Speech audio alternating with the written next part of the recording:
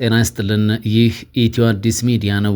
የለማ መገርሳና የጠቅላይ ሚኒስትር አብይ አህመድ የፖለቲካ ፍቺ በኢትዮጵያ ዘመናዊ የፖለቲካ ታሪክ ውስጥ እንደ ኦሮማራ ጥምረት የህዝብን ተስፋ ያቀጣጠልና እንደ አቶ ለማ መገርሳና እንደ ዶክተር አብይ አህመድ የፖለቲካ ቁርኝት የብዙዎችን ቀልብ የሳበ ነገር የለም። ቲም ለማ ዝም ብሎ የተፈጠረ የፖለቲካ ቡድን አልነበረም።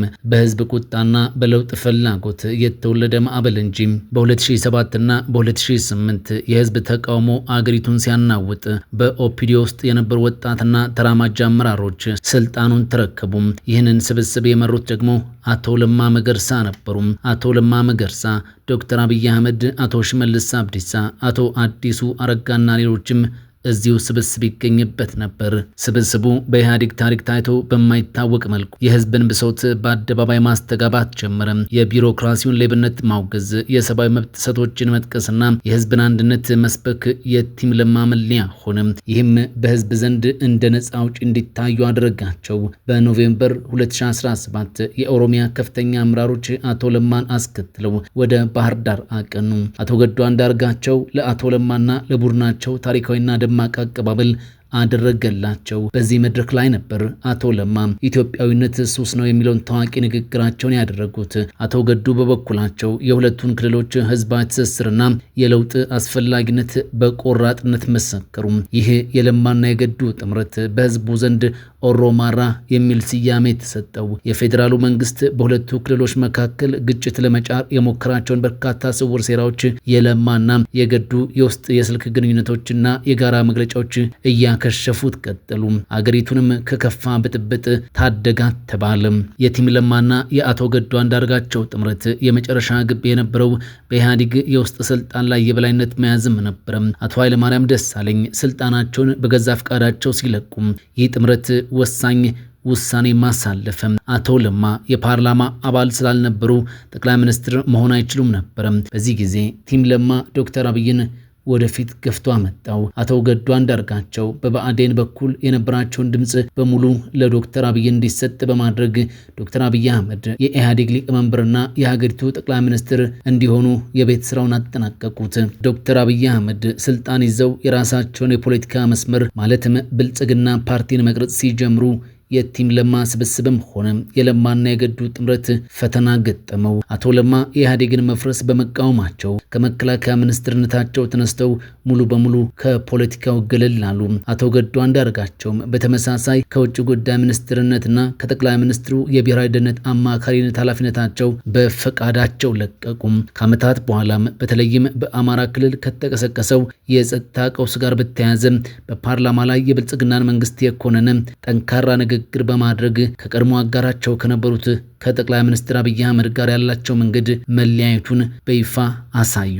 የህወሓትን የበላይነት ለመስበር በትከሻ ለትከሻ የተጓዙት እነዚህ ሁለት መሪዎች ስልጣን ከተያዘ በኋላ ግን መንገዳቸው ተለያየ። አለመግባባታቸውንና ስማቸው ከዲሞግራፊ ለውጥ ቅሬታዎች ጋር እንዴት እንደተያዘም አሁን ቀጥለን እንመልከት። በ2007 እና 2008 በኢትዮጵያ የተቀጣጠለው የህዝብ ተቃውሞ የኢህአዴግን መንበር ሲያናውጠው በአመራርነት ወደፊት ብቅ ያሉት አቶ ለማ መገርሳ ነበሩ። በወቅቱ የኦሮሚያ ክልል ፕሬዝዳንት የነበሩት አቶ ለማ ያደረጓቸው ንግግሮች አገራዊ አንድነትን የሚያንጸባርቁም ነበሩ። ከነዚህም መካከል የኢትዮጵያዊነት ሱስ ነው የሚለው ንግግራቸው ይታወቃል። አቶ ለማ ይህንን ታዋቂ ንግግር በባህር ዳር ስብሰባ ላይ ሲያደርጉ የኦሮሞና የአማራ ህዝብ ጥምረት እንዲፈጠር ትልቅ በር ከፈተ።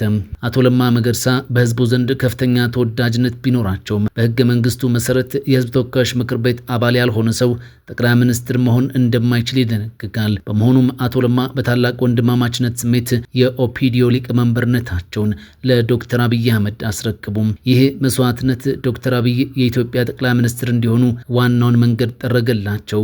አሁን ቀጥለን ደግሞ ፍቺው እንዴት እንደተጀመረ የመደመር ፍልስፍናና የፓርቲዎችን ውህደት እንመልከት። ዶክተር አብይ አህመድ ወደ ስልጣን ከመጡ በኋላ የራሳቸውን መደመር የተሰኘ የፖለቲካ ፍልስፍና ማስተዋወቅም ጀመሩ። ይህ ፍልስፍና የኢህአዴግን አባል ድርጅቶች አፍርሶ አንድ አገራዊ ፓርቲ የመመስረት ራዕይ ነበረው። እዚህ ጋር ነው እንግዲህ የመጀመሪያው ክፍተት የተፈጠረው። አቶ ለማ መገርሳ የኢህአዴግ መፍረስና የብልጽግና መመስረትን በግልጽ ተቃወሙ። በውህደቱ ሂደት ላይ መሰረታዊ የሀሳብ ልዩነት አለኝ፣ የኦሮሞን ህዝብ ጥያቄ ሳይመለስና ክልላዊ ማንነቶች ሳይከበሩ የሚደረግ ውህደት አይጠቅምም በማለት ለአሜሪካ ድምፅ በሰጡት መግለጫ ልዩነታቸውን ይፋ አደረጉት።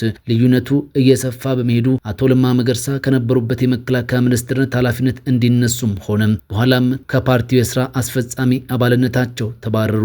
አቶ ለማ መገርሳ ከስልጣን ከራቁ በኋላም ቢሆን በኦሮሚያ ክልልና በአዲስ አበባ ዙሪያ የተከናወኑ አንዳንድ የፖለቲካና የቪላ ቤቶች ግንባታ ውሳኔዎች ከሳቸው የስልጣን ዘመን ጋር ተያይዞ ትችትም ይነሳባቸዋል። በአዲስ አበባ ዙሪያ ያሉ የኦሮሚያ ከተሞች በተለይም ለገጣፎ፣ ሱሉልታ፣ ቡራዩ በአቶ ለማ የስልጣን ዘመን በከፍተኛ ፍጥነት መስፋፋታቸውና የቤት ልማት ፕሮጀክቶች መከናወናቸው የከተማዋን የስነ ህዝብ ወይም ዴሞግራፊ ሚዛን ለመቀየር የታለመ ነበር የሚሉ ወቀሳዎችም በአቶ ለማ መገርሳ ላይ ይነሱባቸዋል። በኦሮሚያ ክልል ስር በሚተዳደሩ አካባቢዎች የተካሄዱ የህገወጥ ቤቶች መፍረስ እርምጃዎች የተወሰኑ ማህበረሰቦችን ያገለሉና ሌሎችን የመሬት ባለቤት ያደረጉ ነበሩ የሚል ቅሬታዎች አሁንም ድረስ ይነሳሉ። ያኔም በአቶ ለማ የስልጣን ዘመን የሚነሳ ጉዳይ ነበር። አንዳንዶች ይህ የዲሞግራፊ ለውጥ ፖሊሲ መሰረት የተጣለው እርሳቸው ክልሉን በሚመሩበት ወቅት ነው ብለውም ይከራከራሉ።